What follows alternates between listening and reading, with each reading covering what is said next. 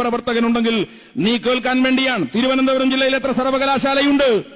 കേരളത്തിന്റെ തലസ്ഥാനമായ തിരുവനന്തപുരം ജില്ലയിൽ ആകെയുള്ളത് ട്രാവൻകൂർ യൂണിവേഴ്സിറ്റി എന്ന പുരാതന യൂണിവേഴ്സിറ്റിയെ പിന്നീട് കേരള യൂണിവേഴ്സിറ്റിയാക്കി ഒരേ ഒരു സർവകലാശാല, രണ്ടാമതൊരു സർവകലാശാല തിരുവനന്തപുരം ജില്ലയിലില്ല. തൊട്ടടുത്ത് വരുന്ന ജില്ല കൊല്ലം, എത്ര യൂണിവേഴ്സിറ്റി ഉണ്ട്? 0.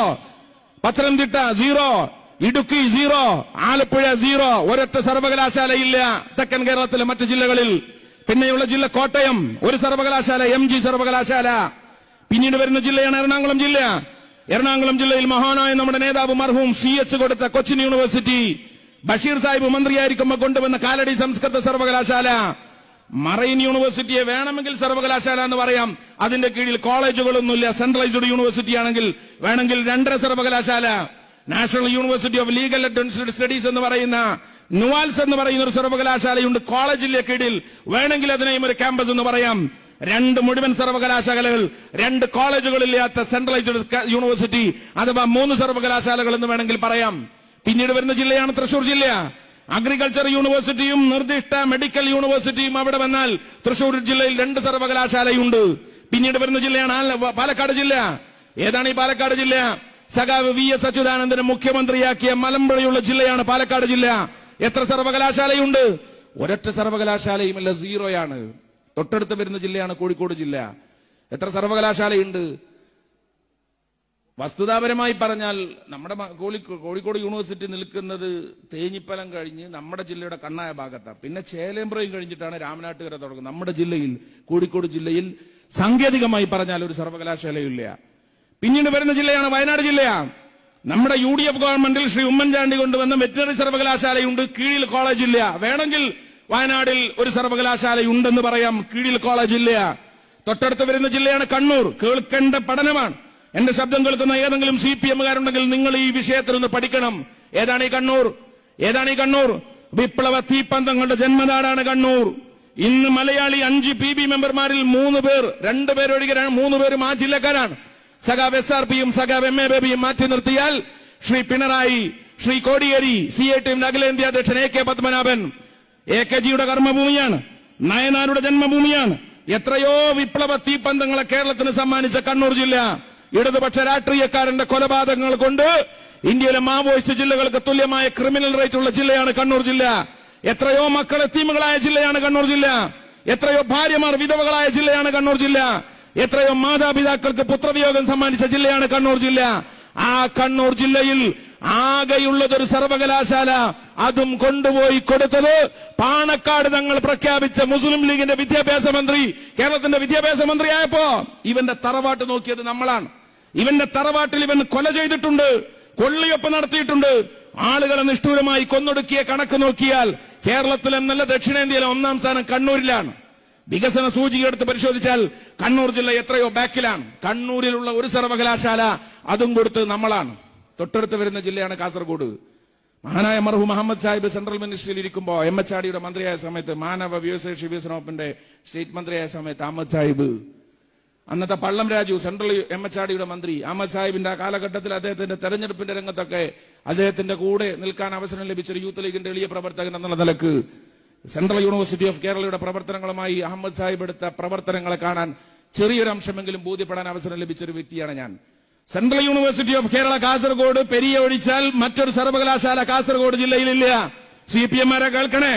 കേരളത്തിൽ യൂണിവേഴ്സിറ്റികൾ തിരുവനന്തപുരം 1, കൊല്ലം 0, പത്തനംതിട്ട 0, ഇടുക്കി 0, പിന്നെ തൃശൂർ, പാലക്കാട് ജില്ല 0, കോഴിക്കോട് ജില്ല 0, വയനാട് ജില്ലയിൽ 1 എന്ന് വെച്ചാൽ കേരളത്തിൽ ബാക്കി ജില്ലകളിൽ 6 ജില്ലകളിൽ 0 സർവകലാശാല, ബാക്കി ജില്ലകളിൽ ഓരോ സർവകലാശാല, 2 ജില്ലകളിൽ 2 സർവകലാശാല.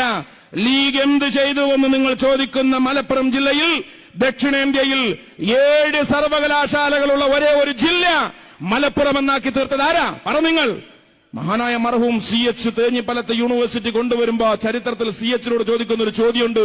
തേഞ്ഞിപ്പലത്തെ കാരണവന്മാർ, മാപ്പിള പാവങ്ങൾ ചോദിക്കുന്ന CH 560 ഏക്കർ ഭൂമി, ഒരു തുണ്ട് ഭൂമി ജീവന്റെ അവകാശമായി കാണുന്ന നമ്മുടെ പൂർവ്വപിതാക്കന്മാരോടാണ് CH വാങ്ങുന്നത്. ചോദിക്കുന്നുണ്ട് CH, പള്ളിക്ക് വേണമെങ്കിൽ തരാം, മദ്രസിന് വേണമെങ്കിൽ തരാം, യത്തീംഖാനക്കാണെങ്കിൽ തരാം, ലീഗ് ഓഫീസിനാണെങ്കിലും തരാം. എന്തിനാ CH യൂണിവേഴ്സിറ്റിക്ക് ഞങ്ങളുടെ സ്ഥലം നൽകുന്നത്? യൂണിവേഴ്സിറ്റിയും ഞങ്ങളും തമ്മിൽ എന്ത് ബന്ധം?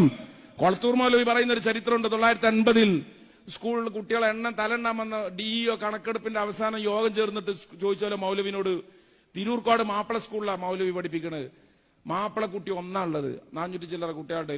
മൗലവിനോട് ചോദിച്ചാലോ, മൗലവി ഒരു സ്കൂളിന്റെ പേര് മാപ്പിള സ്കൂൾ, എന്നിട്ട് ആ മാപ്പിള കൂട്ടത്തിൽ ഒരു കുട്ടി, ഈ പേരിടുന്നതിൽ വല്ല അർത്ഥമുണ്ടോ? മൗലവി പറയാം, അപമാനം കൊണ്ട് മറുപടി പറയാം, ഞാൻ തന്നെ മടുത്തുപോയി. ആ സമുദായമാണ് ഈ സമുദായം. പ്രാഥമിക വിദ്യാലയത്തിന്റെ പടിവാതിൽ പോലും ഈ സമുദായത്തിലെ ഒരു കുടുംബത്തിൽ നിന്നൊരു കുഞ്ഞും പോകാത്ത കാലഘട്ടത്തിലാണ് മർഹൂം CH 560 ഏക്കർ ഭൂമി. ചരിത്രം പറയാണ്, ആളുകൾ ഭൂമി കൊടുക്കാൻ മടിച്ചു. CH ആവശ്യപ്പെട്ടപ്പോഴും ജനങ്ങൾ പറഞ്ഞു, CH ദയവ് ചെയ്ത് ചോദിക്കല്ല, ഞങ്ങളുടെ സമ്പാദ്യം എന്തിനു നൽകണം? അവസാനം ആളുകൾ മടിച്ചപ്പോ കൊയിലാണ്ടിയിലെ പാണ്ഡിക്കശാലയിൽ നിന്ന് മാപ്പിള തൊപ്പി ധരിച്ച ഇസ്ലാമിക യുദ്ധത്തിന്റെ വേഷധാരിയായ മഹാനായ കായിദുൽ ഖൗം ബാഫകിതങ്ങൾ CHന്റെ കൂടെ വന്ന് തേഞ്ഞിപ്പലത്തെ വീടുകളിൽ ചെന്ന് യാചിച്ചു വാങ്ങിയതാണ് 560 ഏക്കർ ഭൂമി മൊട്ടക്കുന്നിൽ തേഞ്ഞിപ്പലത്ത്.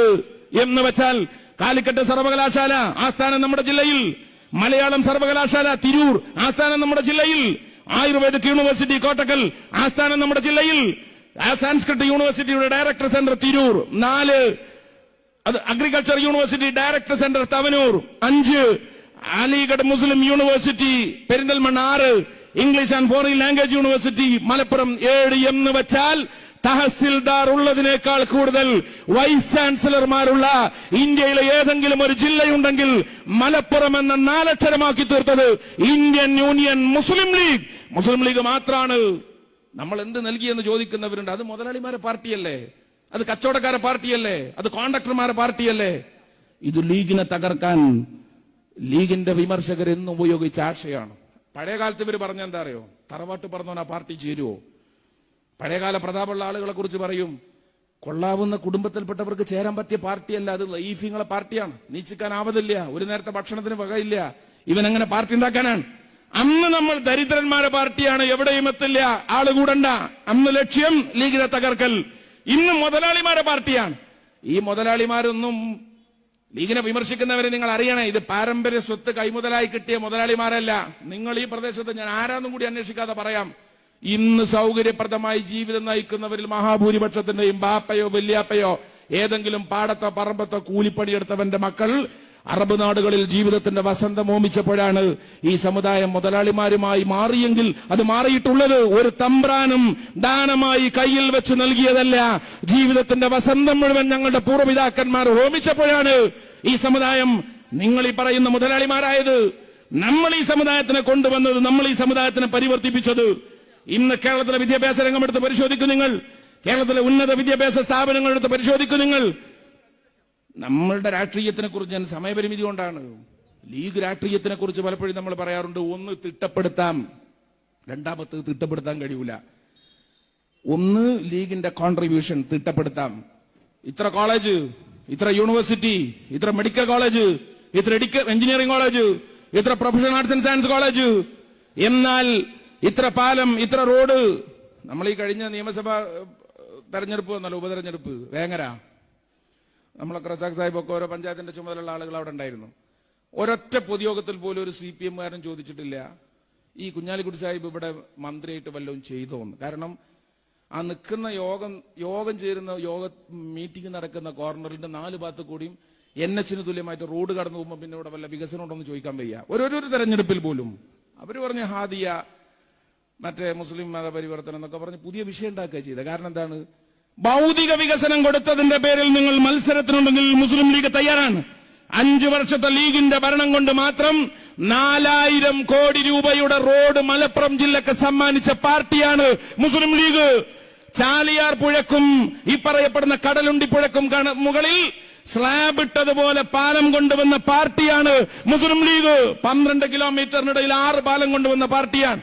ഭൗതികമായി നമ്മൾ കൊടുത്ത നേട്ടം വെച്ച് കണക്കാണെങ്കിൽ അതൊരു ഭാഗത്ത് പറഞ്ഞാൽ തീരാത്ത കോൺട്രിബ്യൂഷൻ. ഞാൻ അതിന്റെ വിശദങ്ങളിലേക്ക് പോവല്ല.